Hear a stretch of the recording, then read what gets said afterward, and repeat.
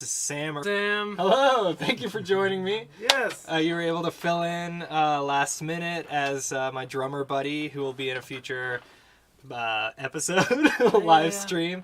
But he had to drop for COVID-y reasons. Which are fun. Yes, yes. Total. Club now. Exactly. Yeah, frequent excuse. It looks like that we're getting sound out of the camera here, so that should be enough to capture our voices for now, but later when we jam, we'll mute that and put it on headphones so we can make sure that we can hear what we're doing. So this is pretty casual. I doubt anybody's watching right now, but I might save the video, edit out any awkward stuff, awkward pauses, and release this. No, I'll keep that for sure. Yeah. And re-release these, or they'll be archived somewhere. So even though we have 0 viewers right now, who knows? So what is your format? Are you going to be bringing in special guests, and are you going to have a set topic? That's part of this episode, or this live stream. We can brainstorm some structure stuff. Yeah. Yeah, the idea is to bring in a different guest every week and keep it consistent. Wednesdays at 8 p.m. is the idea right now. But I think I want to add another day of the week, like maybe a Saturday morning, to get more regularity. Because I want to have people back, recurring. And I've already got like 6 people booked out. Cool. And I also, I want to sort of network with new people that I haven't met and just sort of get in with the Asheville musician community a little bit more. Different kinds of music or anything specific? Yeah, I think so. Let's see, I've got that drummer is sort of a rock guy. I've got a couple of dudes that I knew from Moog that we're going to do some electronic stuff. Cool. I've got the violinist that I play with quite often gigging at weddings. So she wants to do some of her original music and mess with the effects, but I'll talk her into maybe also doing a live stream with our 2 our duet repertoire. So just sort of cover the gamut. I'm thinking I might even have some non-musicians on to just sort of talk about whatever, gear music. Or like non-musicians talking about music. Yeah, that's probably that's it. That's good. Sounds good. That's cool. I've imagined a podcast where you can talk with like traveling musicians, where you've got people coming into town or educators or writers, or like all kinds of stuff. I feel like you can do all kinds of interesting things. Might be something traveling musicians, like people coming through, like touring. How would you know who's coming through? Like, Don't know. I mean, you could always look up to see what's happening at Great Eagle and say, contact them. Say, maybe if they've got, I don't know. No, that's a good idea. Yeah. If they're here for a few days, it might. Plus, if it's something that they could plug the show tomorrow night, because it's on a Wednesday, so if they're here anyway and they have a show on Thursday, Friday, Saturday. I forgot to tell you to plug your stuff. I don't know that I have anything going on. It's been so COVID-y lately that I don't really have much going on. I am playing, I'm doing a demo at Dream Guitars on Friday at 1:30. They're going to be recording me demoing their ukuleles, and they're going to put it on their website. It'll be on YouTube. That's great. YouTube star, Sam. Oh, I know. I'm sure you'll get more views on that video than this one. Are people coming out to Dream Guitars? And it's not really a performance. It's just a recording. I think it's just they have some high-end ukuleles, and I'm like, I play ukulele, but I don't think of myself. It's like not my main instrument. It's not what I perform on typically. But I could. I have to put together stuff for my students, so I have to know what I'm doing and all that kind of stuff. So I've got some jazz tunes that I've looked up for that. Yeah, we should talk about what you do play and how I know you. Oh, yeah. Stuff like that. We've known each other for about 8 years. How long have you been in Asheville? 8 years seems about right. I came to Asheville to come to UNCA from Brevard for college in 2009. I don't know if I would count that as being in Asheville, really, because I was in the college Right, bubble. you're in the- So graduated in 13, and then started at Asheville Music School in 14. So yeah, I was 8 And years. teaching trumpet You nailed and it. guitar. Trumpet and guitar, yeah. hmm Now I've got a couple of production students and one drum student, one ukulele student. No kidding. Mhm. All right. Yeah, but you've been at Asheville Music School for a lot longer than that, I've been right? there since 2000. Yeah, Yeah. 22 years. Oh my gosh. That's like more than a third of my life. Yeah, It's hard to believe. you're invested. I'm invested. I'm invested. And you teach guitar and bass. Do you teach bass? Yeah, You I have bass. right now. I have 2 bass students. I have.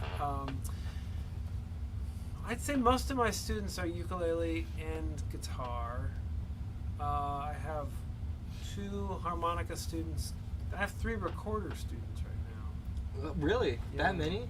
Are Yeah. they taking recorder in class and then just loved it so much that they wanted more? I have. So it's weird. So recorder is always one of those instruments. What can I play? I don't know. Maybe I should just pick something easy. And I wouldn't say recorder is the easiest, but it's not. I mean, it's easy to get a sound. As far as wind instruments goes, you have harmonica, which I think is probably a little harder to get single notes, or you've got recorder. You know, trumpet, you gotta kind of know the embouchure before you start with that. Mhm. So with recorder, the hardest part I think is just making sure you're not blowing too hard, which doesn't even really matter in the beginning, and just getting the holes covered to get the right note to sound. And I have a 6-year-old student right now, and he can play a very believable hot cross buns. Solid. So what I decided when they approached me about it is, well, he's never played an instrument, and he's 5. So he's like, that's about the youngest I would ever take, because it's just like anybody at that age, they're like, oh, I want to make up my own song, but of course they don't have, you know, just kind of like, it's hard to corral them. So I'm like, well, it's a good way to introduce kids to instruments, but you don't expect much from them. So I told the parents, I said, the main thing is just to make sure we're gonna work on like getting the correct hand on top. Let's spend a few weeks and just say our goal is to get him to naturally go with his left hand on top, because they also have like a lot of hand coordination things that they're not really sure of. I learned this from one of the other teachers. I'm forgetting her name all of a sudden. But she said you can, and she used to take kids like 3 and 4 years old. But if you have a kid that you're not sure will work, one test you can do is say, well, can you do this? And you can imitate different things with your hands and see if they can copy what you're doing. And I thought, oh, that's pretty clever, because definitely. any instrument requires you to use your fingers individually. Can I see if I can do it? Yes, ready? Yeah. Okay. I Yes. have the coordination of at least a 7-year-old. At least. That's good. Yeah. Oh. I don't know what else I do. So usually this is about all I would expect them to do. And I've actually never had a kid who couldn't do that.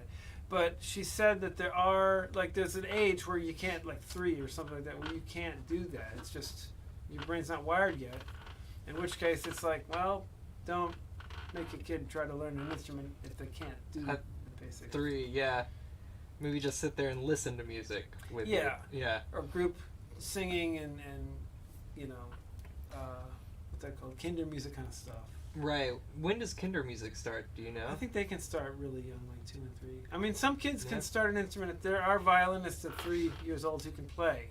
I don't generally like to teach kids that young, because I feel like there's not really a hurry. Like, I don't feel like somebody in the end, like by the time they get into high school, the kids that start at 3 and the kids that start at 7, the kids who started at 3 are not necessarily better than the kids that are 7 that started when they're 7.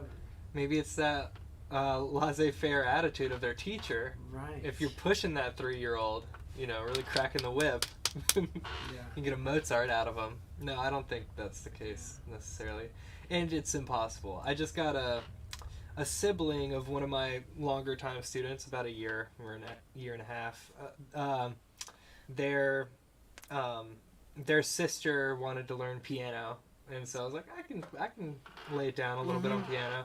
And she's 6, and I had all these grand ambitions of like, we're gonna read the Bartok microcosmos or whatever, or like I could use my textbook from college, my class piano book. Not happening. No. Yeah, we sit down at the keyboard, and it's something totally different every day. She's fascinated by the pitch bend. Oh yeah. Or like the different sounds. Yeah. So it is just turns into like an exploration of like just trying to teach one concept. Yeah. And I the think a lot of it major is trying scale. to figure out how to pace it with the kid, because when the kid gets frustrated, they'll change the subject, or when they get bored, they're going to change the subject. And ideally, you want to bring them back to subject, but that may not even be possible. Even with older kids, it's not always possible. So, for this kid, my strategy was always to see what we can do and get a little bit, and then spend the next 3 or 4 or 5 minutes kind of going away from the topic and then coming back to it. So, like, if they want to talk about something they've done, or maybe try to discuss music, something, or maybe I can play something, but don't make them do the same thing again, even though that's exactly what they need to be able to play it, because they're going to get bored or frustrated. Yeah, that's the ballywick or whatever. The bane of music lessons is the boredom. When you sense them losing. Like, oh, I don't want to. I have a somewhat new student, I won't name any names, but they just moan at everything, and I thought I was losing them, but then I realized that it was just their personality, that every single thing that they're asked, I was just, How old? Like 9, Oh, something okay. around there. All right. I have one that's about 13 does that, and it's just like, I think it's a defense mechanism that they have. They're just like, ooh. But so often I feel like it's the good students that complain like that, and then like I'll teach them something and I think they're not listening, they don't care, and then next week they can do it. So they integrated what they needed to and did it on their own time. Yeah, that blows my mind. Yeah, I know. I've had, there's so many different styles of learning, and I feel like it's like I don't necessarily have the tools to teach every kind of learner.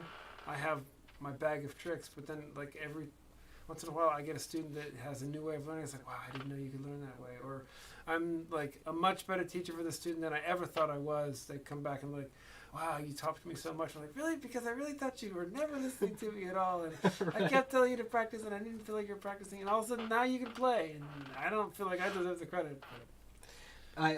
I had a similar experience to that recently, but it was like a student that reminded me of how unput together I was. Oh, when yeah.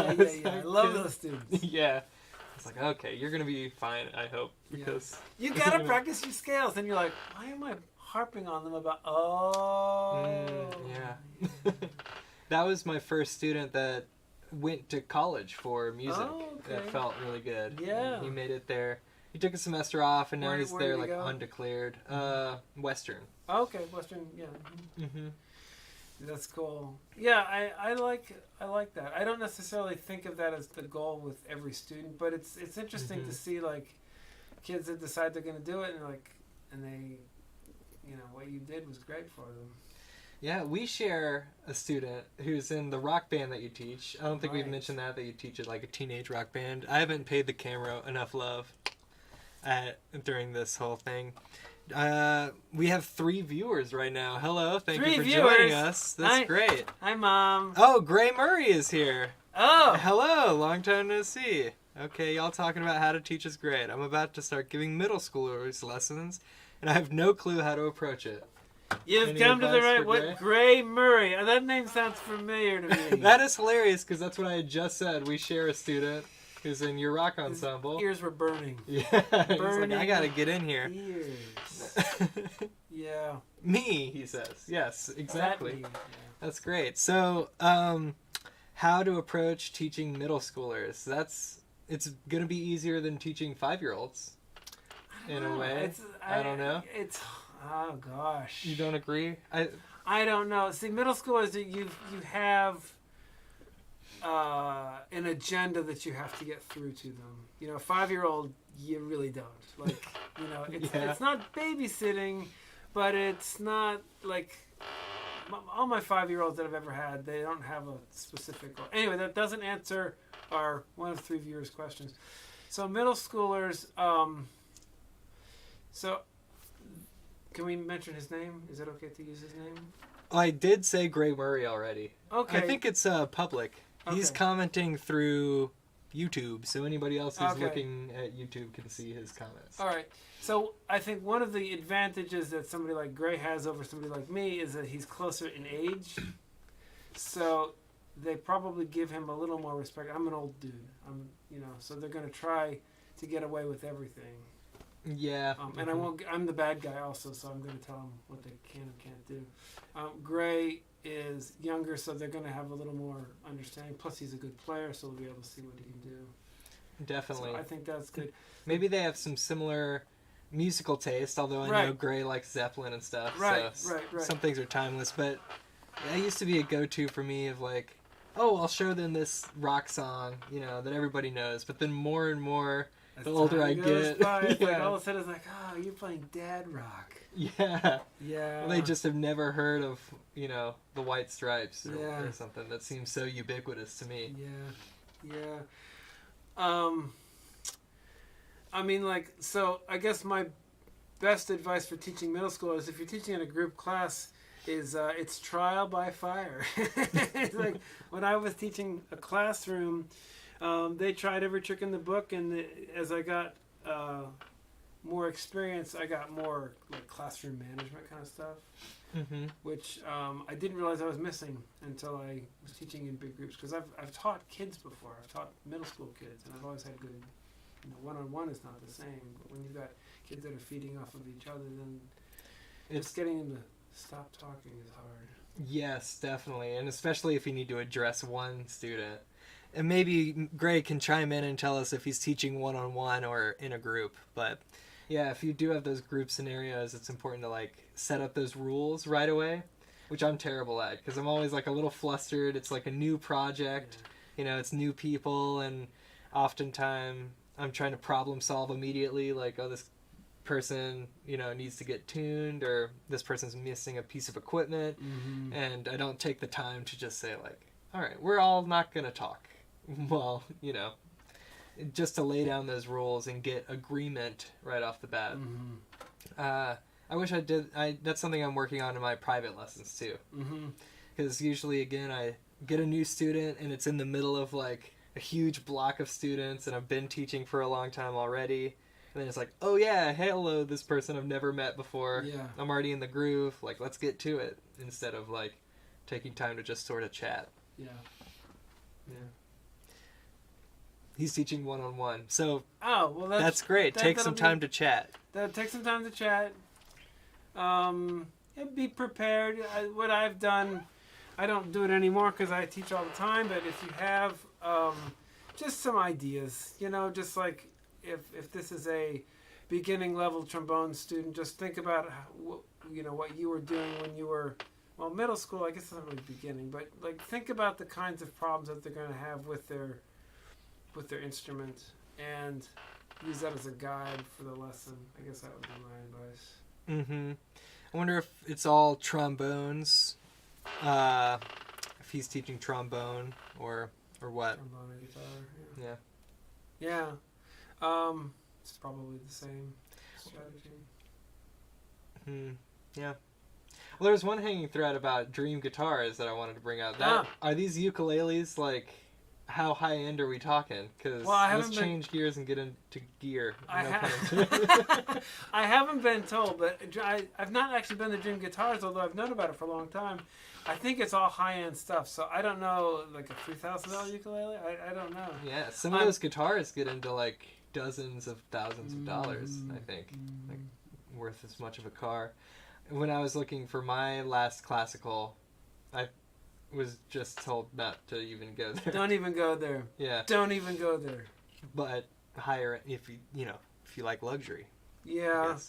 And ukuleles, they can sponsor us if you want Dream Guitars. Yeah. Ukuleles are they're not an instrument that I know.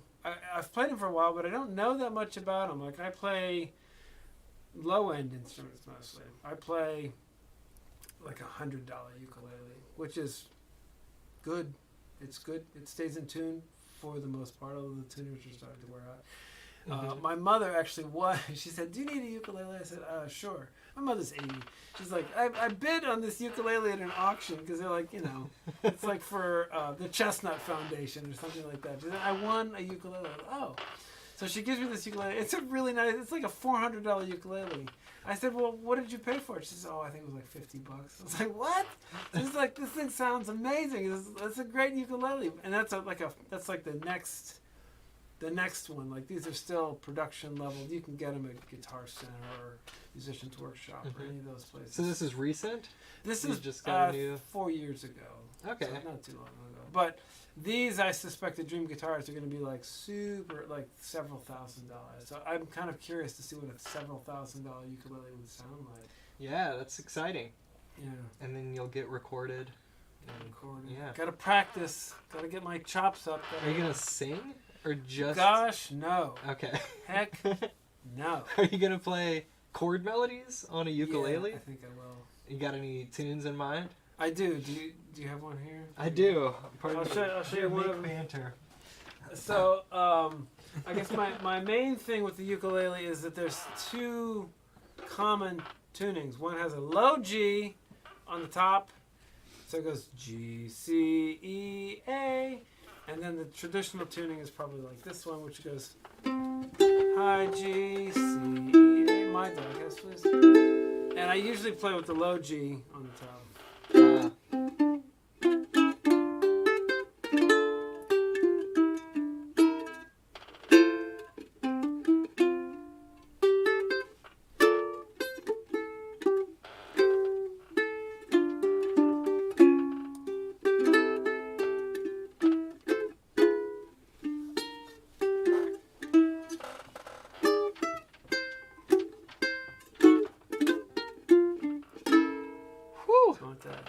Nice. This is not a very good ukulele. It's not what? Not a very good ukulele. No, it is not. This one has plastic probably one frets. Of the $20 Yeah. ukulele. So, here's what I would say about an instrument like this: is that it sounds pretty cool. Like it's got that very bright.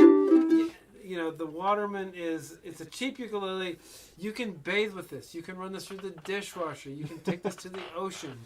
So, like, my students, when they come in with one of these, I'm like, this is great for when you go on vacation because you don't have to take care of it. You can leave it on the floor. You can kick it. You can play with it with your dog. It's great. And it does, it's all plastic, so it has a really bright, resonant sound. It seems to stay in tune pretty well for such a cheap instrument. And so the tuners are probably the same as up to like a $50 ukulele. Mm-hmm. Yeah. The only thing I've had a problem with on these is that the frets are made of plastic, and also the action is quite high. So, like, the intonation. Oh, that's rough. Yeah. So for that reason, they're not super good. I loved that tune that you were playing, Polka Dot and Moonbeams, right? I went to learn how to sing it, because I was singing some cocktail hours, and there's a line about a pug-nosed girl. Pug-nosed dream. A pug-nosed dream, and I felt uncomfortable about singing that out and about. I'm not sure if that's cancelable. Yeah, I mean, all of those old standards are terrible. Yeah. Kylie was singing one, and Kylie B and the Birds, the jazz ensemble that we play in sometimes too. Something about that man. You can't leave that man or something, right? Do you know what I'm talking about? That man of mine. Yeah, I'll do all the cooking for that man or something. It's pretty rough. Yeah. Yeah.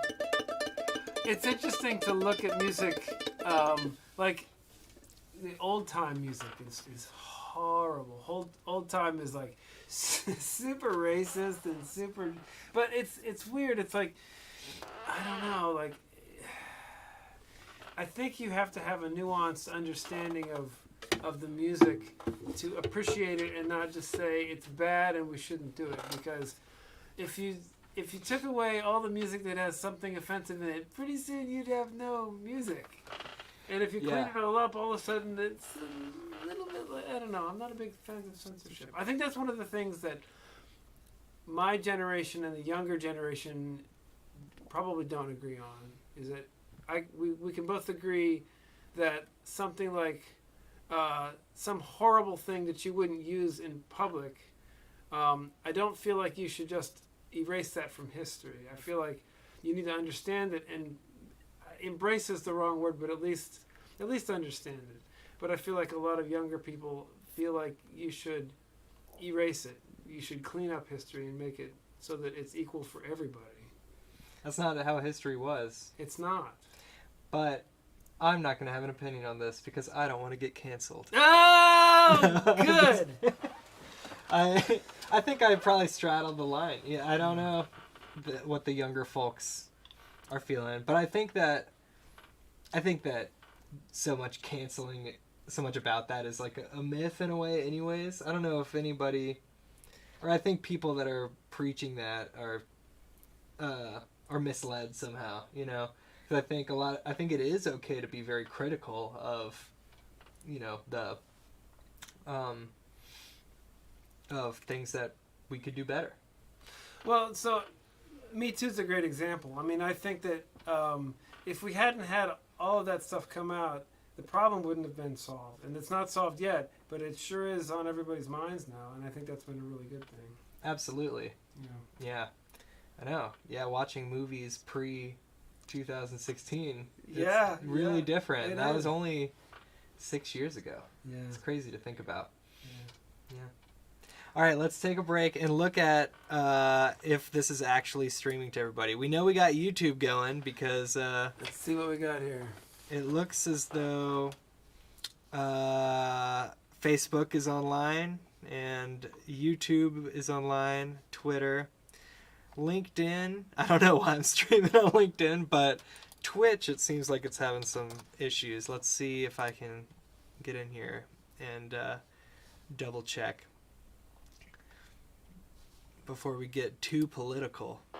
Right. Oh, we lost a viewer. Oh! Yeah, we're getting too political. Sorry, viewer. Although, if you can't handle the heat, I guess they got out of the kitchen. That's right. Maybe we were boring. Yeah, that's true, I don't need too. to hear these two dudes talk about... We are musicians, not...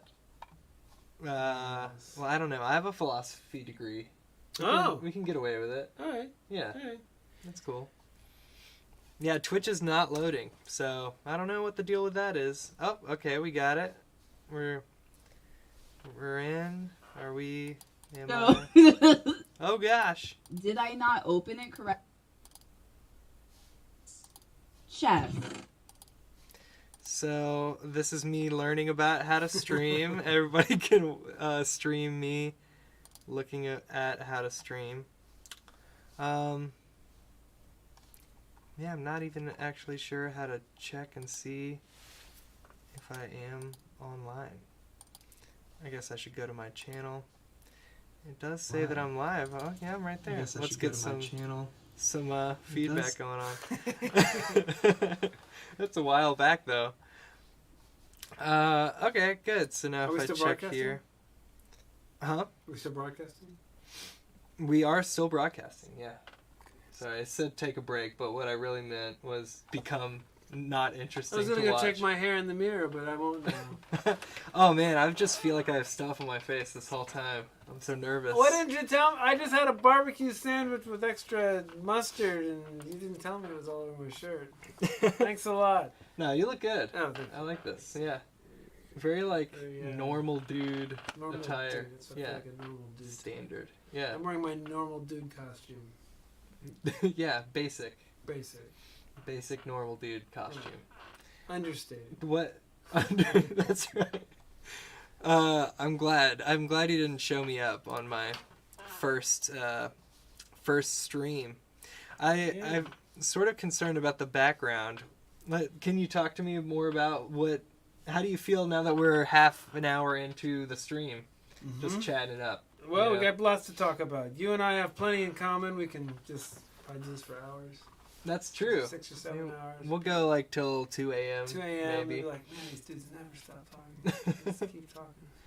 Yeah, I mean, and there's so many hanging threads too. I'm really bad about that of sort of clocking things. Like, oh, I'll get to that in a minute, but then at half an hour in, I'm like, well, wait, what about that dream guitar thing? But also, like, cancel culture, we should get into that more.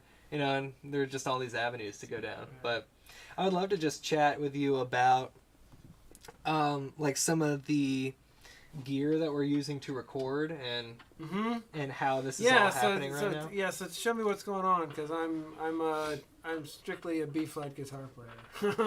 Okay. So, yeah, I mean, I don't know if our camera, probably, you know, they can watch me point at stuff past the camera. But we've got this Q2N 4K that's sort of a misnomer. It does record in 4K, and I've been taking them to gigs and recording video. We did that at I'm trying to think of that was a country club gig we had. Oh, did you do a video with that one? Yeah, where was that? We did that on top of the roof at the Capitol Club. Okay, downtown. Yeah. Oh, okay. That rooftop gig. I think you that was cool. But well, maybe it was just that one then. Was that during COVID or pre-COVID? Could have been another one. During. Because I didn't have these cameras until recently. I've got another one up there in case we need to spread out when we're jamming. I guess I can point to that. Yeah, it's sort of hanging up there, so it's got a perspective on the drum player. The original plan. But this is working out. This guy here, over here. You might not be able to see him. Yeah, I'm sort of blocking him. He's just been very quiet back there. So I've got this one camera, and I can scooch the video around. Cool. Here I'm using OBS. And that moves the lens inside of it? This is not... Nope, doesn't do anything to the camera. We just have the one video stream, but... It looks great to me. I wonder how... Showing the new monitors, says Gray. Yeah, these monitors are dope. We've got focals. Dude! Yeah, exactly. Yeah, I just got these like I thought that was written weekend. in Russian. It's upside down. So I've got the monitors upside down, which looks silly and I get asked about it a lot, but it's actually a pretty popular thing. Did you have to go to Russia to buy these? Did they ask you that? I snuck into Russia over the Ukrainian border. Right. It was pretty touchy. Yeah. Yeah. Did you get asked questions? I sort of... You heard how they started moving back from the border today? That was me. Oh, dude, yeah, that was nice everybody. of you. Yeah. I just got really nervous. That was something inappropriate to say, but now the world knows. So anyways, they're upside down because the important thing, so I've been told, is that the tweeters, that are the most sophisticated part of these monitors, should be ear level with the engineer. So in order to have them up a little bit and pointed back at me. Because the woofers are basically just like cereal boxes, right? They're sort of the same size, I guess. But I think that they are also more susceptible to the vibrations bouncing back into them. So it's another plus of having them upside down is that the subwoofers are up off of the surface that they're sitting on. Shake. Oh. So they don't shake, but also so the vibrations don't bounce off whatever it's sitting on and back up into the speaker. Plus, it looks cool. And it looks cool, and I get to talk about why I made this decision upside down. Over. Upside down. Here, let's see if I can get this other camera in here, and then maybe people can watch what I'm talking about from behind.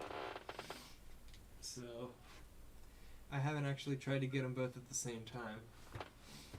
Let's see here. Ooh!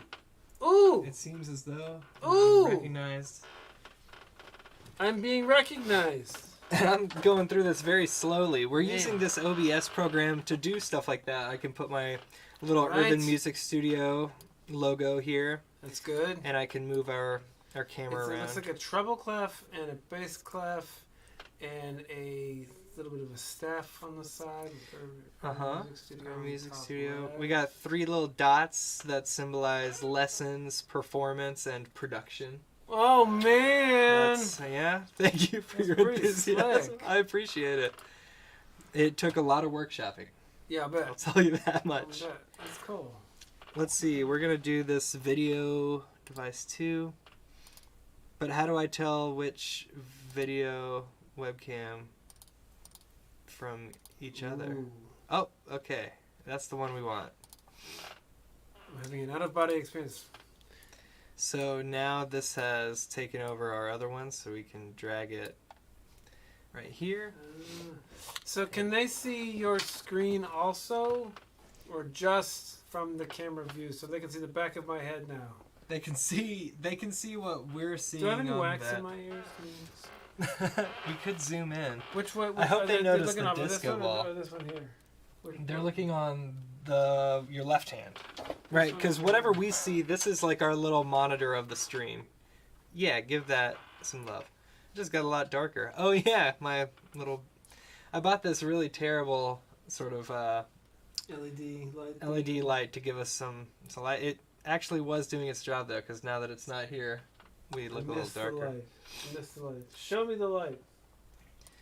So if I zoom in here a little bit, we can sort of get an idea of the system. So we're getting audio from our Q2 in sound from this Q2 in. Okay. They're these cameras Built-in are. condenser mic? Is it condenser? I don't know. I don't know. I Maybe that's suppose. something that I should know. I would imagine because it's so sensitive. Yeah. You know, we got to look it up now. Otherwise, what would happen? We won't know, and then we'll just say, "I'm sure it's," and then somebody will tell us. See, once we get more viewers, we'll be able to just be like, "You just put it out there." Like, I don't know. It's probably something like that, and then somebody will know exactly. Oh, if somebody chimes in, yeah, it's a condenser, right? Yeah, maybe Gray will do the research. We still have 2 viewers. I wonder who the other one is. It's mysterious. Somebody.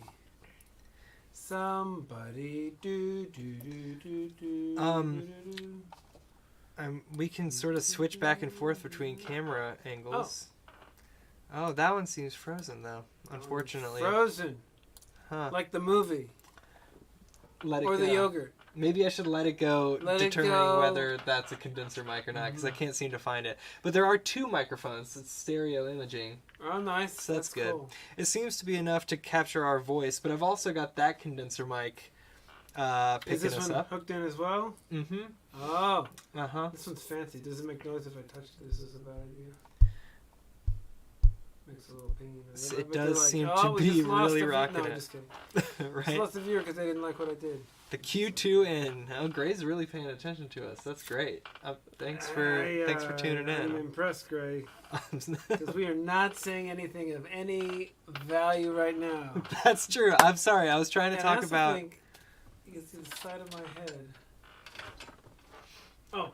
I was trying to talk about the setup and the video and audio equipment that we're working with. Apparently OBS has this limitation where it can only use the first 2 channels of an interface. That's all it can register. So even though my interface has 4 channels on the front and more on the back, the Focusrite 18i8, I believe.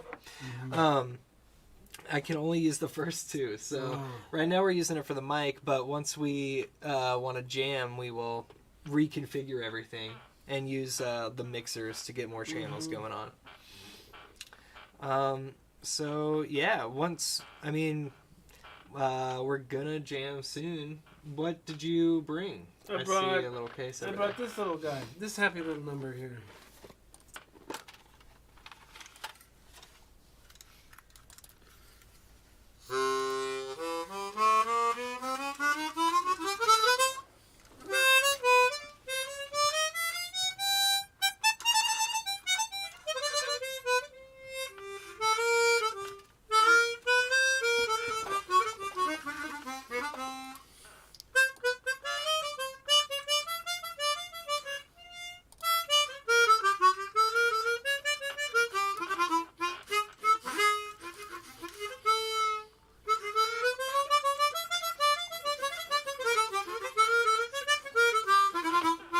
Oh no.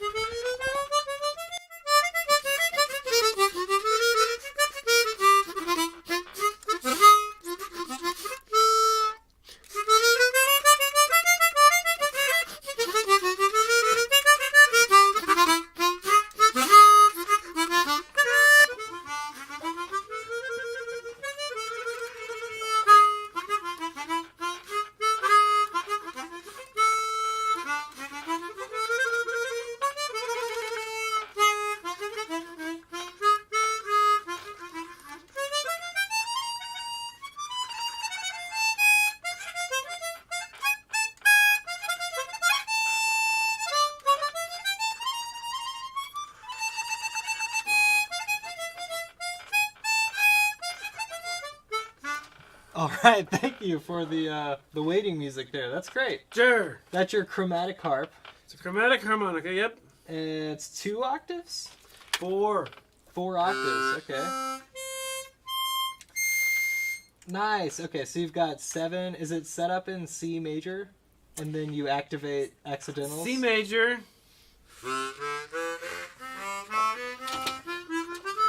And then when I push it in, it's a C sharp major.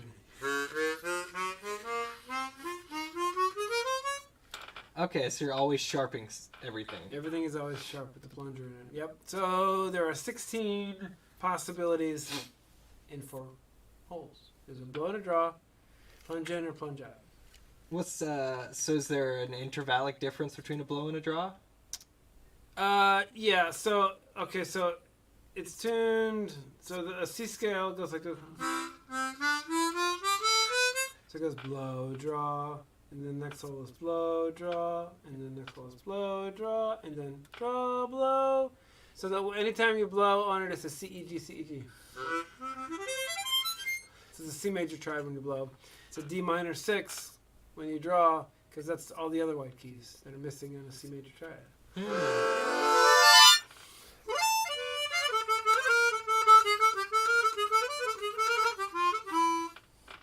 Nice. That's cool. Yeah, so that's how it works. And then with the plunger, it just raises everything up a half step. Mm-hmm. So it's much preferable to play in sharp keys? Or does So it my not really least matter? favorite key is E major. Okay. I don't know why that is. Even B is better for me than E major. I don't know. On this instrument or like in general? No, on a chromatic harmonica. Okay, yeah. Yeah.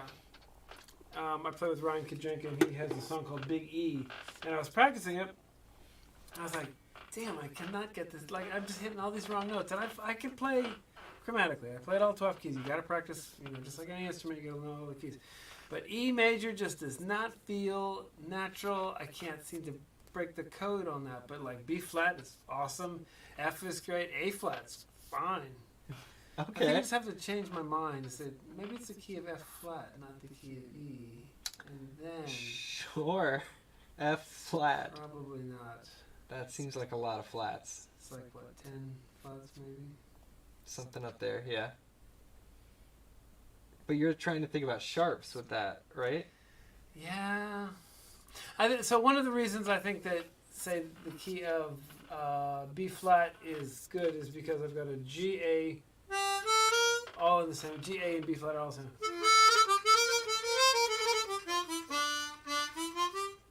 Wait, B flat.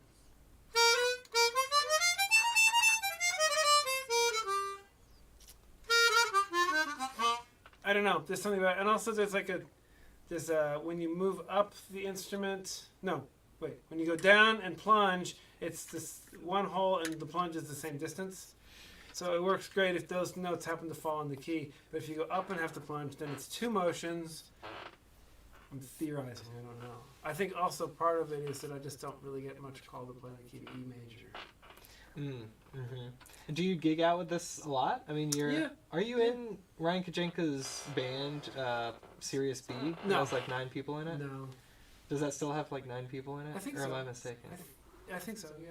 Ryan Kajenka's great. Yeah. I think that band is cool. He's fabulous. Yeah. I think he said they weren't doing a lot right now. Nobody's doing much right now. Yeah, right. Hopefully that'll come to an end soon. The mask mandate in Buncombe County's done. We're not wearing a mask. Look at this. Got my mask right here in my pocket. If anybody wants me to put on, just put it right here. Yeah, I'm super stoked. But let's see what were we talking about? Mask mandate. That was Playing, do you get the call? Oh. Are you gigging out with this?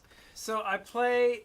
So I guess I got into harmonica because I was kind of sick of playing guitar. I played guitar. I studied guitar. I was playing jazz. But I really want something with more of like a vocal quality, like long notes. Guitar's kind of short notes.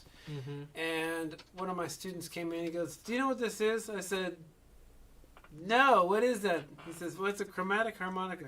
I said, "That's the coolest thing I've ever seen in my life." And so I went out and I got one, and I thought, this thing is just brilliant. And I decided that instead of playing jazz, because I already knew jazz, I thought I'm kind of interested in different kinds of music anyway. and I had bought a CD of klezmer music. Mm-hmm. Klezmer is a Jewish folk music, and I thought, I wonder what this would sound like on harmonica, and it was like perfect. It fits great. Nice, And then I yeah. was looking around, I couldn't find anybody else who was playing harmonica on klezmer. And then I discovered that there were workshops in New York and up in Montreal. And so I went up there and they said, "You play klezmer on that thing?" I said, "Well, I'm trying, but I'm the only one." I said, I don't know anybody else is playing chromatic. You went up there, like in person, to a workshop? Yeah, That's cool. yeah. So, and they always say, "Are you Jewish?" I'm like, Right. No. Well, you play like a Jew. It's like, oh, thank you. Okay. That's good. That's a So compliment. it was kind of, it was interesting because it was like a really inclusive community because it was, it's a folk music. So folk music is generally inclusive, but also klezmer has kind of an interesting history because most of the Jews that came over, I guess up until maybe the 50s, they're basically all the Jews came over.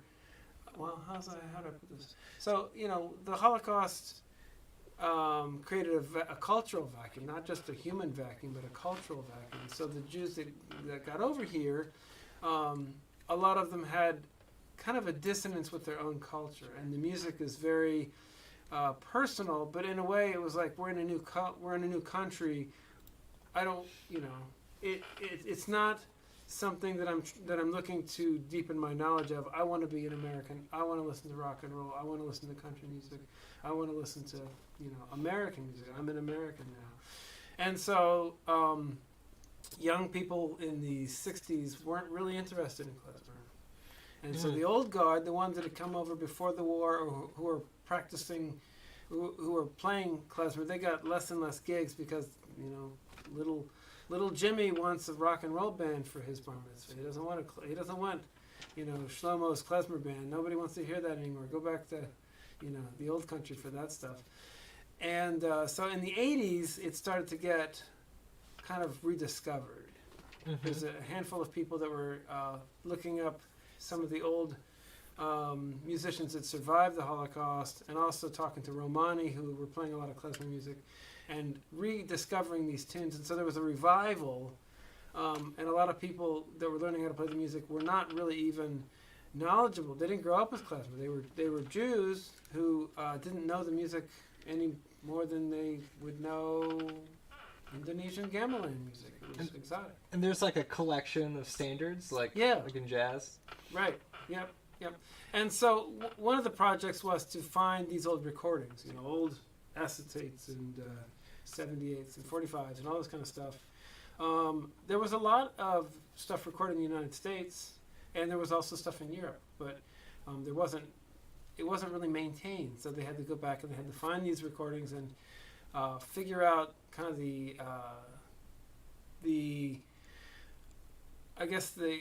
way that they were recorded. They wanted to know like how they were performed, because if you're trying to learn jazz off of 45s, you're really not getting the essence of the music, because you got solos, you've got, it's a dance music, so you're playing for groups. When you and I play, if we were trying to squeeze all that onto a 45 to sell to people to listen to for 2.5 minutes, it wouldn't be the same kind of music.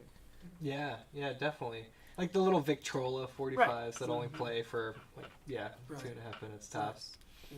Yeah. So I really enjoyed the music because I was discovering the same way that a lot of other people were who had more of a cultural connection with the music because they were Jews. I was just like, I really like the idea that this music is, it's getting attention. It is, it's culturally relevant because, people are always trying to find their roots. And this is one way that the young, at the time, it's still young, but I'm not that young. But young people were rediscovering something that even their parents and grandparents didn't know about their own culture. So they kind of could call it their own and also add to it, because they listen to hip hop, they listen to dubstep, they listen to rock and roll, they listen to jazz, and so they can introduce those aspects of the music too. Yeah, Kylie and I played a bat mitzvah a month or two ago, and played some Jewish Hanukkah music, because it happened to be right when Hanukkah was finishing. I'm not sure if that is klezmer music or not, but A lot of it is. Yeah. they were looking to start up some sort of teen band or something. So maybe I should put you in charge with them. That's cool. Or in touch with them. Yeah. Yeah. I'd love to do that. I used to teach a class at the JCC before I started playing with bandana klezmer. I thought, as a teacher, one of the greatest ways to learn how to do something is to teach it to other people. So yeah, definitely. I did that for 2 years. I'm not very familiar with klezmer music, and just tangentially, what I have in my head is somehow related to the Louisiana, like Cajun music. What is the name of that? Zydeco? Zydeco, yeah. I feel like in my head there's some similarities between those. Well, I mean, the instrumentation is certainly similar. In klezmer, there's a lot of different instrumentations, but the accordion is certainly very common in klezmer music. Fiddle, clarinets. I mean, it's even like in early jazz. It's like a lot of the same kind of stuff. Yeah, interesting. And also, like, there's definitely a Jewish influence in early Louisiana music. I don't know so much about Cajun and Zydeco, but definitely jazz. Louis Prima, no, he was Italian. There's Italian. I mean, like, there's kind of a melting pot of styles and people from the old country. And yeah, that sort of goes into what we were talking about earlier, Part of me is uncomfortable. It's like, I don't know, like, I'm not Jewish, so do I have access to that music? Right. Or is it appropriation? But I think that that influences just happen, Yeah. I think that people having access to all sorts of music just sort of happens. I sort of lost my train of thought there, but yeah. I think it is a tough it's a tough call. So I've played lots of different kinds of music, and some I feel more comfortable than others. Like if I'm playing bossa novas, I feel great with it. If I'm playing jazz, I feel fine with that. If I'm playing blues, yeah, pretty much. Rock and roll, sure. Klezmer, yeah. If I'm playing didgeridoo, I feel like I need to be a little more culturally sensitive. With the didgeridoo? Yeah, because it represents a culture that has not been treated very well, and has been not treated very well by people that look like me. And so even though I don't feel guilty for the sins of my race, I do respect that I'm not like an exponent of that culture. I'm just playing a didgeridoo. So I had a gig actually with one of my students a few years ago, and I was playing didgeridoo and he was playing guitar, and people would come up and ask me these really specific questions about Aborigine. I'm like, I'm really not, like, I'm not a cultural anthropologist on Aboriginal culture. I know more than the average person, but I certainly don't know very much. Yeah, I think it's important to, like, I think if you're just being honest, I like the didgeridoo. I like this music. Right. Yeah. And I think the thread that I lost a moment ago is, like, if there aren't extra cultural, like, enthusiasts and people that are interested, sometimes, I think that enthusiasm can help sustain a culture. Klezmer music probably had some of that resurgence, not just through the Jewish culture, but just people enjoying it. Right.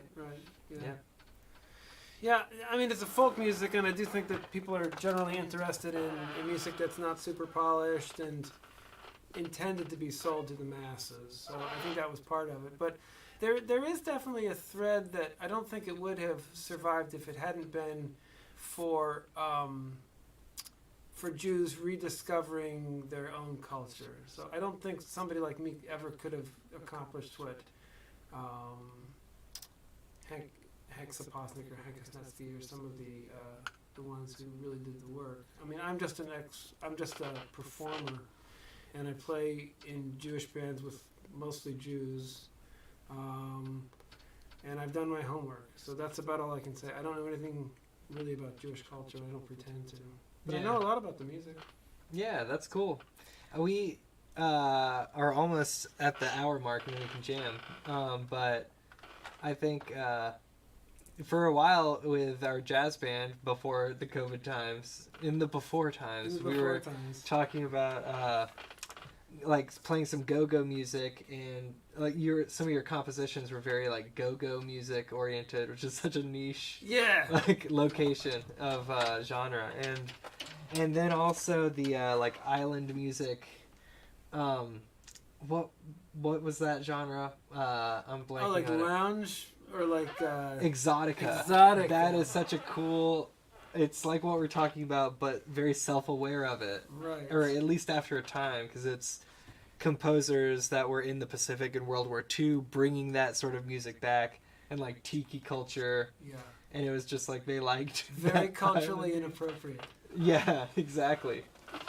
But for us to just sort of say like, but I think it created something like a very specific sound, you know, because it was Islander music by people who had no experience or business making that music. Yeah. So they ended up accidentally making this other genre Right. that's like its own thing. It's like fake you know? ethnic music. Right, yeah.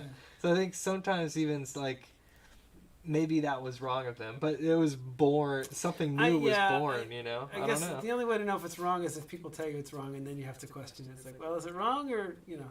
I think If you think anything that we've said is wrong, please comment. let us know. Let us know. Yeah. Yeah, the lounge stuff it's definitely not culturally sensitive, but I also feel like, I don't know. I don't feel bad about listening to it or playing it. I don't feel like it's offensive.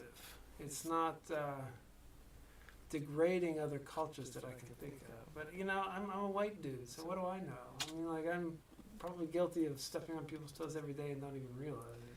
Yeah. Yeah, that's true. But I don't know. I feel like the music has been around for so long, and it I don't know. It's just it's not too different than jazz or other pop styles that were going on in the 50s and 60s, and it's instrumental. A lot of them have animal sounds in it, so it's like, well, I don't know. It's just kind of like I would call it. It's almost like a paint by numbers type of painting. You know, it's like, is it art? It's like, well, I don't know. There's aspects of it that are it's entertainment more than art, I think. Paint by numbers. I don't know if I know that phrase. Like So paint by hotel art sort of paintings where they're mass produced. So paint by numbers. Actually, I've seen some stuff on like games ads for games on my iPad where like you can you have a picture so you have a picture that you can't see on the camera, but it's a picture of a monkey with a set of headphones on, right? Mm-hmm. That's classic. And if you look at that, if you took a picture of that, you could probably take a photo and you could quantize it into 7 different shades of grays and whites. And then if you went on top of that and you painted it those colors by hand, it would look kind of like a painting. It's an easy thing to do. They used to sell kits like crafting in the 70s and 80s. They'd sell craft kits where you'd have a picture of a beautiful bouquet of flowers or a bowl of fruit. And then they give you the 8 colors that you need to paint that, and you paint right here, you paint this color, and you paint that color right there. And each little shape had a number. Right. And and it would say like number 2 is red. Right. Yeah, paint by numbers. Anybody can I do it. did know that. Deep down in my childhood, I'm having some memories come back up to the surface. I don't know if I ever did. They were pleasant. Yeah, they're fun. They're like kids' arts and crafts at swim, at the pool, summertime type activities kind of stuff. Look what I made, Mom. Oh, that's great. Hang it next to this thing that you also made. It's on the fridge. On the fridge, yeah. Yeah. Yeah. Oh, So nice. And I think, with paint by numbers, it's you don't have to give it much thought to make it work what it's doing. And Exotica is kind of like, it's like pieces of different kinds of music that you just kind of throw together to make it work to give it a certain feel. Yeah. I don't know. Make it work. I like that there's so much to talk about. Well, you'll have to come back and talk to me more about the very idea of folk music today, where everybody has an interface and very sophisticated technology, and just, every other person's a producer, music producer, creating super polished like beats and stuff, which is the folk music, of our time in a way. Yeah.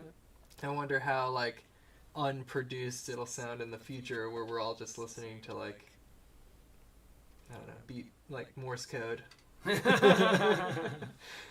All right, well, let's maybe I'll put a message up here that says like hold on, and we'll figure out what we're gonna jam with. What do you want to play, that or do you want to play something else? Sure, What do you want to do? Sounds good. All right, you can melody it up. What key do you play it in? Hmm? What key do you play it in? Oh, I was saying, do you want to play that instrument? Oh. But we can Oh, do yeah, I'll Girl play- from I Ipanema. thought you meant, yeah, either way. Both, yes.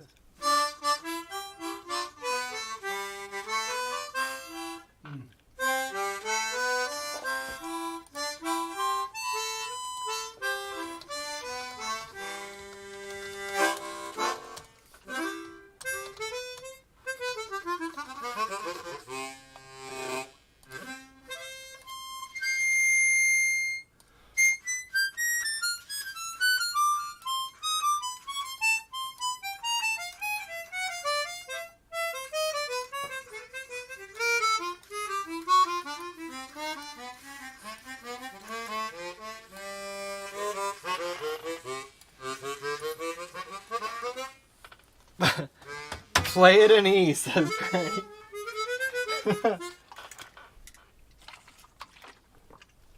The Girl from Ipanema.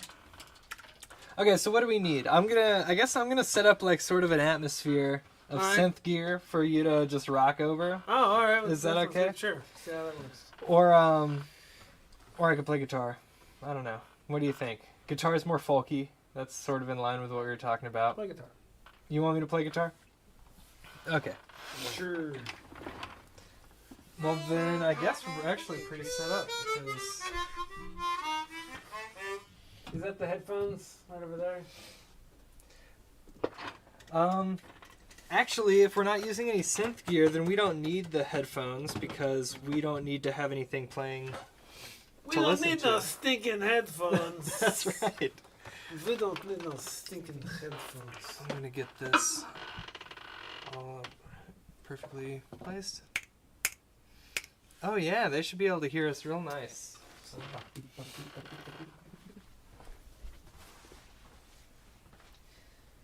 Do you want to play standards? What do you want to get into? I'm good with whatever.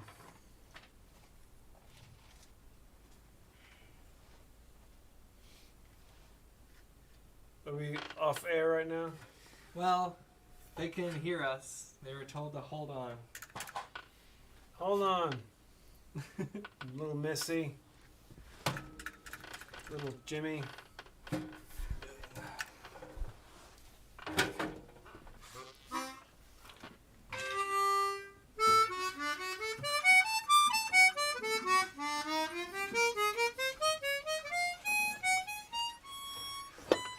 Hopefully this RE20 will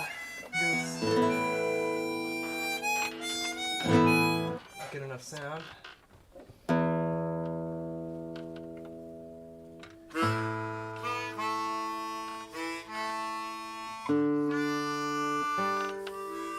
My guitar teacher and I was trying to tune to you for a second, but you're a little sharp. I should be exactly 2 cents sharp. Did you ever know Mark Yaxley? I've met him. Okay, Yeah, he used gotcha. to teach it at UNC, right? He used to teach, yeah, at UNCA. When I was going to college there, he always like said, "Never let him hear you tune." He was very serious about it, like Really? never let him see you bleed, like never let him hear you tune. I don't know why he was so self-conscious about it. Tuning is fun. I sort of like hearing the orchestra like get ready or whatever. I mean, It's part noodling of between it. songs is one thing, but like tuning? All right, so I think we're just gonna try this out and see. See what happens. Maybe our 3 viewers can comment about the sound quality if we need to improve it, Mark or Calvert. if it sounds good. I'm wondering if you're gonna be how these mics are balanced. So There's no real way to I tell. bet this would take. This I should probably back off a little bit because this might be brighter than yours.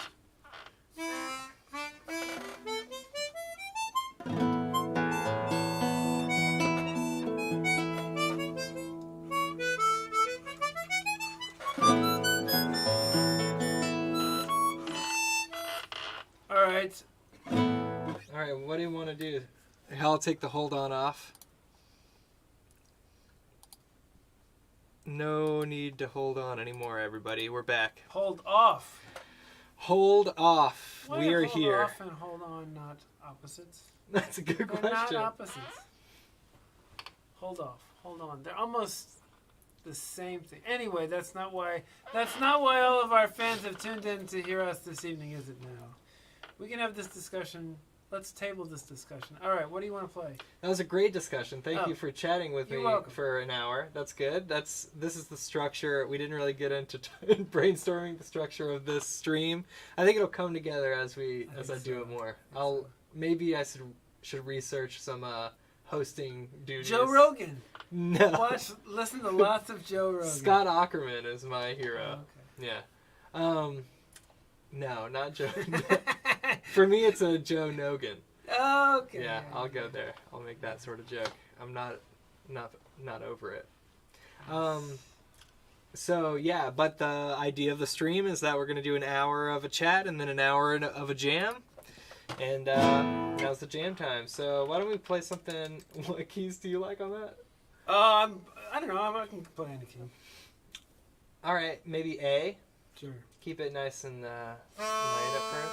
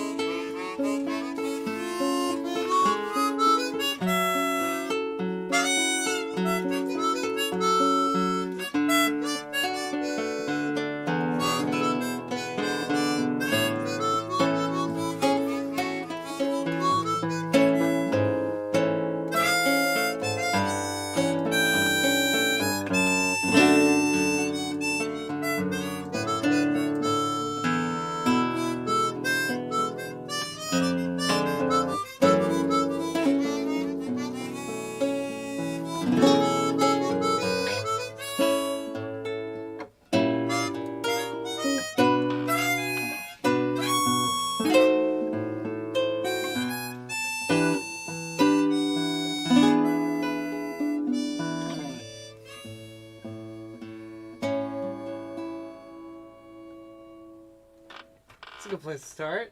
There we go. Yeah. All right. If anybody wants to give us feedback on the mix, let us know. I'm glad to be using these mics, and this is keeping it simple for the first time. Mm-hmm. I'm interested to hear the harmonica. If it's not, is it too loud or too soft? Because usually it's too loud. It cuts across too many things.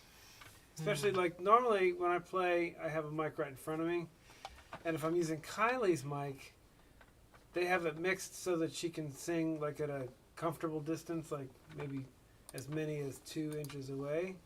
But of course, when I play harmonica, I'm like right against it, so it's really overpowering. Like at a comfortable distance, like. Oh well, let's play a little bit, and then we can double check. I think we'll just have to time it. So let's play like a 30-second thing. C major. All right. Here you go.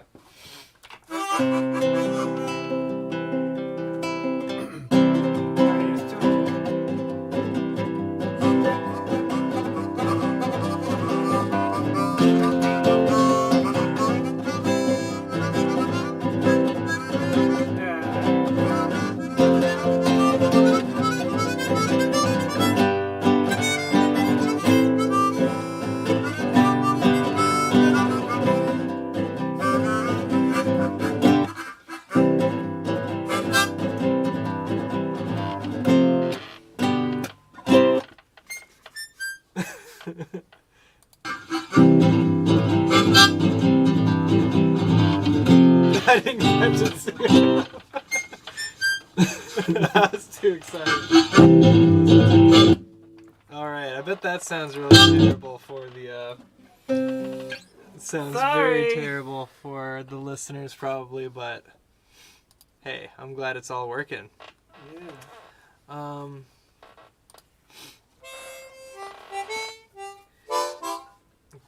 Getting more positive feedback from Gray. That's great. Thank you, Gray. Our first fan. That's good. So Gray wrote a chart for the ensemble. That's right. It's a medley, right? It's a medley. Well, for the second tune we already know. It was mostly know. The first one is a new one for the band. What is it again? It's Chameleon. Yeah.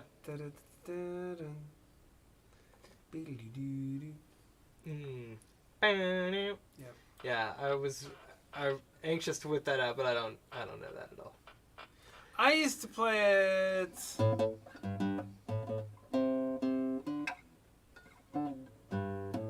can't remember it now. I used to play in college. I used to play it all the time. I had worked it up as like a solo thing because I was doing a coffee house gig. Kind of like that's the type of stuff that you do. Yeah, it's cool, and I like the arrangement. I think it's good. I was impressed. It's a lot of work to put together a chart. I know. Yeah, he showed me how he was doing it. Yeah, he's dedicated. Yes. And put his butt to work. Keep that boy busy. Yeah. Yeah, we did like a whole counterpoint sort of session. Oh, nice. Yeah, where he was writing a guitar part, but it had like the 4 voices in it. I'm not sure if we finished that, but it's like a classical etude kind of, or not etude, but like we wrote. Chorale. Yeah, we wrote the melody out. Then I had him do a bass, and then we filled in the other 2 parts. Yeah. We talked about some of the rules. That is something. I don't know if Gray is taking a theory class or not. I've had 2 students take theory at Asheville High. I don't think I would recommend it to anybody. I think it's a very difficult class. I think in some ways it doesn't really apply to... It's like a lot of figured bass, sort of. A lot of figured bass. It's a lot of kind of antique terminology and nomenclature and stuff like that. So I took it in college and I liked it, but I feel like in high school where you got so much other stuff going on, it's like... Some of these kids' schedules are insane. Yeah, it's like I feel guilty asking them to practice. I know. Like maybe just don't worry about your geometry grade so much. Right. Just What are you gonna do? You gonna get a job in a geometry factory? Geometry factory? No. Let's check this out and see what we got going on. You wanna geometry factory? You can like choose a tune. I'll grab my pedal just in case. Jig in D.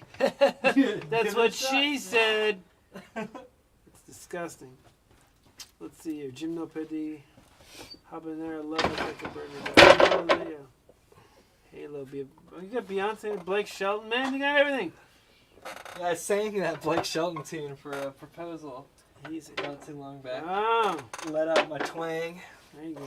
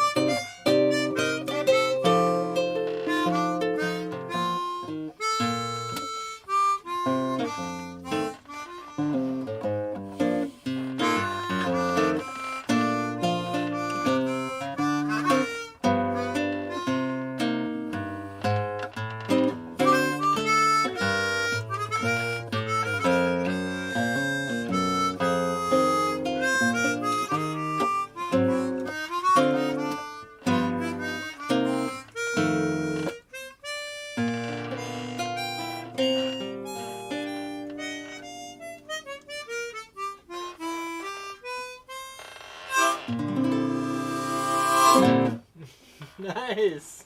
That's fun. Definitely. Some jazz. Jazz. I love Jazz that tune. Me I think too. it's a romantic song. That's one I did end up singing. Nothing problematic yeah? about that song. Yeah. I learned that one in Harry Connick Jr. played it in Harry Met Sally. Okay. Did you ever Oh, see that really? movie? Yeah, I have not seen that Billy movie, Crystal, but I know Meg I'll Ryan. have what she's having. Yeah. Yeah. Yeah. hmm I like Harry Connick. I'm not sure if I know who that is. Harry Connick Jr. Yeah. You'd recognize some of his stuff. He was like the Bublé of the 90s. Oh, okay. Gotcha. He was a crooner. His piano playing was kind of like Monk or Ellington. Super great pianist. He was part of that whole New Orleans clique. I think he took lessons from Ellis Marsalis. Oh, cool. Was he Loyola? Is that where he taught? I'm not sure. evidently, what's his name? Booker Irvin used to take. No, wait. Oh, he got free law service from his dad in exchange for lessons for little Harry. So Harry took from Oh, Booker. nice. I just learned that on a tour, and I was like, oh, that's a cool story. Monk's so nice. Love That's a Monk. good name to drop at all. You're gonna win me over if you mention Monk. Yeah. Like, yeah, that's right. Monk's cool. I think Monk, and I was just playing Dreamsville. Have you played that? By Mancini. I was thinking about how Mancini does some similar things as Monk, of just throwing out the like tonality. Yeah. You know? Yeah. Just doing whatever. Why don't you pull it up? You want to sight read it? I'll Yeah, put you on the spot. Sure.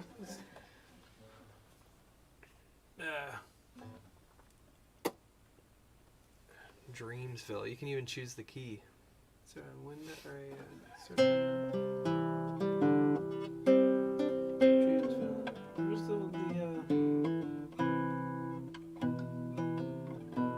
oh, there it is. Dreamsville. Gray, your aunt was in a few piano competitions with Thelonious Monk, and she beat him a few times. What? That's crazy.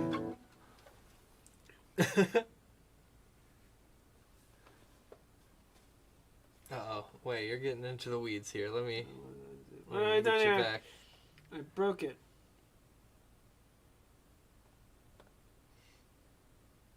Oh, there we go. You want it in C or B flat? I don't care.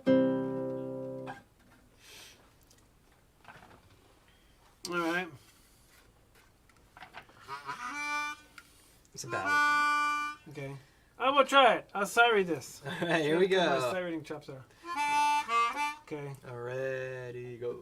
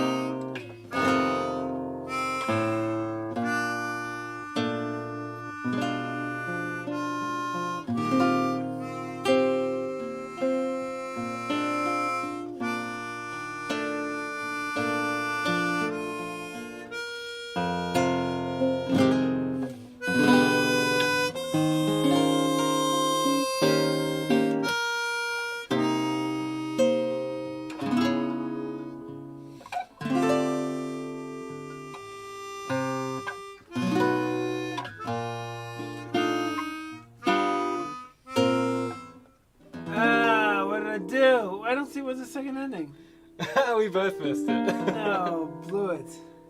Oh well. Isn't that a nice missed chord it. There's a progression? 1 right here, and I was. Yeah, it's a good time. I recognize it now. Oh yeah. Yeah, It was like a. This is what I. it's from a movie, right? I'll just stay on topic and talk about how I love how this song sounds. And the lyrics are romantic, but there's even more context because it's this theme song to a TV show. And I'm not aware of the events that happen in this TV show and if I would stand behind them. So I'm always wondering if, like, should I be playing this song? What if something terrible, this TV show makes some sort of statement about something that I don't agree with, you know? I'm always thinking about that kind of stuff. But I'm not doing the research that I probably should be. This is from 1959, Northridge Music, St. Angelo Music. Yeah, I mean, he did a lot of movie soundtracks. He did Metro Goldwyn Mayer. Is that the company he worked with? He did hundreds of movies. Who did? Henry Mancini. Oh, yeah. I know. Pink Panther and all that. Pink Panther. Yeah, he did Breakfast at Tiffany's. Baby Elephant Walk. I'm not sure what Yeah, I that's don't know if from. that was in. It probably was in a movie. Mm-hmm. Like 3 Minute a Baby or something. Yeah, it could have been something like that. Do you know what's interesting? Do you know Prokofiev? Yeah. Okay, Russian composer, and he did a piece I'm trying to think what it's called. Lieutenant Kajay. Do you know that piece? Mm-mm. It's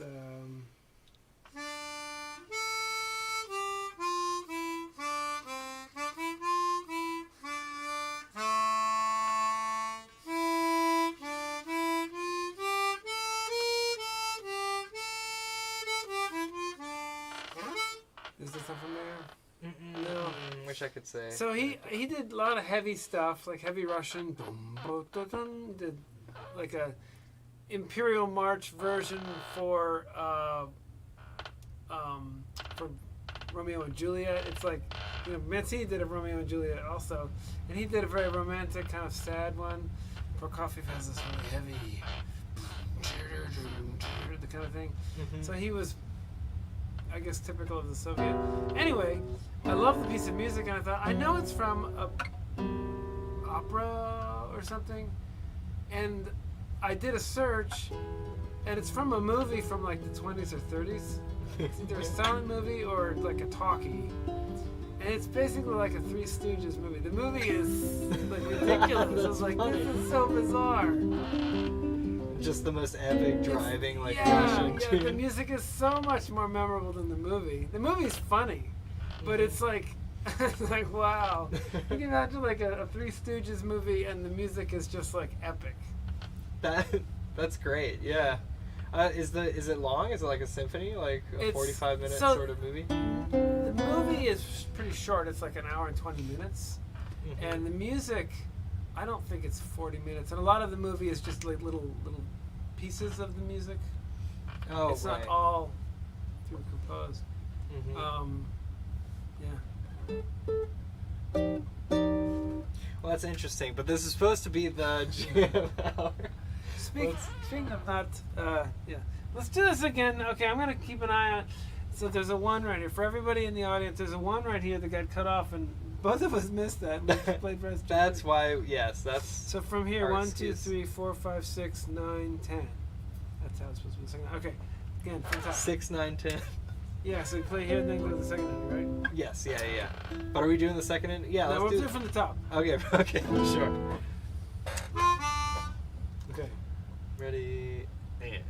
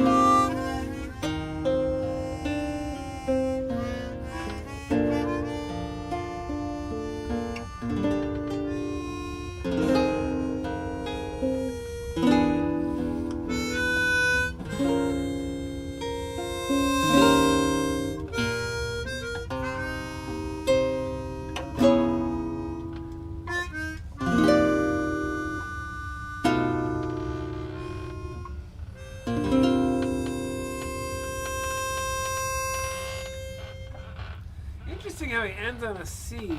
He did that a lot. He put The 9. the 9 in there. Although he ended on the low C.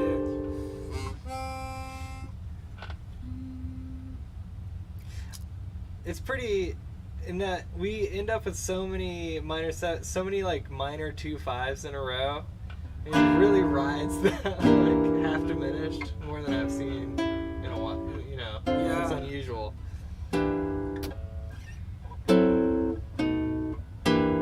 You see those 2/5s all the time. But usually they're major. Yeah. I don't know. Yeah. Yeah, right here. Dun, dun, dun, dun. Then he goes to the major. Even one before that. Oh, he cycles it all the way back to the. Let's see, 1, 2, 3, 4. The sharp 5. That's bizarre. Interesting. Down in whole steps. Dude. Dude. Mancini, yes. Alright, what's next? You want another free jam? You want me to switch from the Is guitar? it one and more, set then you I gotta up? go because I haven't had dinner yet. Okay, that's fair. I'm hungry. What is this? So this is always with the savviness with this one here with Sam. So he's got all the million real books on his iPad. What's the app that you're using? I'm using Fourscore. Okay. I've got this foot pedal as well that I can like flip the pages on the iPad without touching it, which is super helpful when I'm using my hands to 2 play. foot pedals, so that will do you. So Let's forward, go back one. Let's back. go forward. Well, it works on. This is only a 1-page song, so So it'll do the same thing as if you didn't touch it at all. that's right. Yeah, But it works on like set lists and stuff. that's cool. I think I took away our Kylie B and the Birds set list What? because of COVID. Because of freaking COVID. Yeah, but I do have just jazz. Just. One more. Better be a good one. I don't know. It's up to you. Ooh. Let's just. This one? Yeah.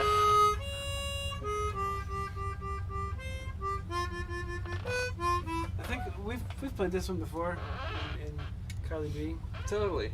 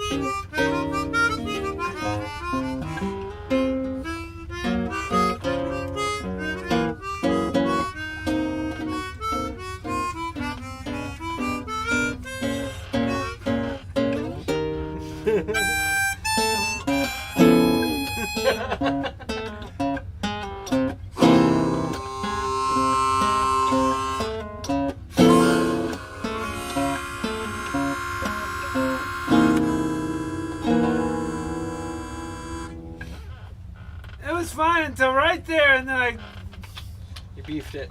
blew it. We just would need you know more what? jazz gigs. That's all it is. It's just We do need more jazz gigs if one of these 3 viewers has the hookup. yeah, the Gray's jazz. aunt was in a competition with Harry Connick, not Thelonious Monk. Gotta Ah, make a correction. my aunt played competitively as a teen. Oh, okay. Cool. Well, that explained that what did they say about the apple doesn't fall far from the ant's tree? Mm-hmm. The Something Ants like Tree. that, yeah. Do you know what musical All the Things You Are is from? I've never seen it. But it's Kern and such Hamster. See, it's the same thing with what I was talking about. Like a lot of these, the shows they're probably forgettable. They're probably like, they're like a matinee thing, and it was this stupid movie, and nobody ever bothered to watch it. But the music was just so many really. incredible. Yeah. Not Just saying that churning this them one- out. I mean, Kern and Hammerstein. I don't know. Kern Rogers and Hammerstein. Kern and Hammerstein. Yeah, they're all the things you are. Kern. I've definitely got some other Kern in there. But I'm having trouble placing any right now. Well, thank you so much for Yeah, coming on my Urban pleasure. It was Music great- Studios great live time. stream. Great. We'll I have know to have you back. We came in under an hour and a half. No, almost 2 hours. Almost 2 hours. That's the plan in this is the first step. We're getting started. Hour an hour. Do you think it's reasonable? Yeah. In the future? Sure. We'll work up to it. I think also you taught until 7:30 and had no. I happened to be teaching in my house, so I got ramen. I actually taught until 7:45 and then busted my ass. Oh, dude, you did make it. You were 2 minutes early, so that's great. 2 minutes early. Nailed it. That's all we ask of everybody, right? Just be 2 minutes early. Yeah, I need a good sign-off phrase. That's. A jingle.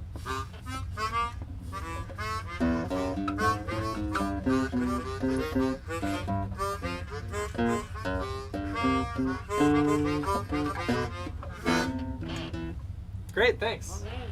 All right, everybody. Ba-ba-da-ba. Thank you, and see you later. Ba-ba-da.